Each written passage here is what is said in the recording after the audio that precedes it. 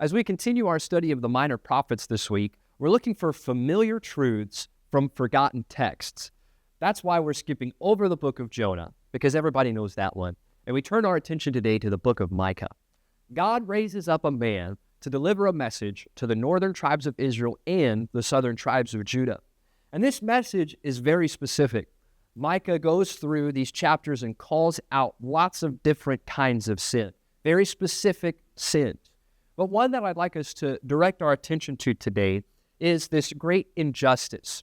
You see, the leaders of the nation have elevated themselves. They have put themselves up higher by putting other people down. A great injustice. And though these leaders ought to be the ones with integrity and decency, they are some of the most corrupt that we read about in the book of Micah. But Micah calls out this sin, and in chapter 6, verse number 8, he says this, "He hath showed thee, O man, what is good." He says, God has told you what is good and what is right. And what doth the Lord require of thee? He says, what does God require but these three things? To do justly, to love mercy, and to walk humbly with thy God.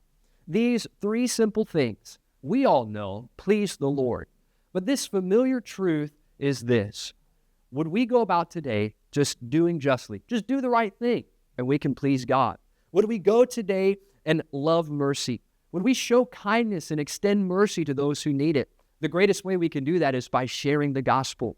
If we would simply do this, we could please God today. And lastly, if we would just walk humbly with God, we could please our Creator today. So let me challenge you with these three things. They're familiar truths. We all know. But if these three things, we would do them today, we would be able to please our God. Hopefully this will be a help for you today.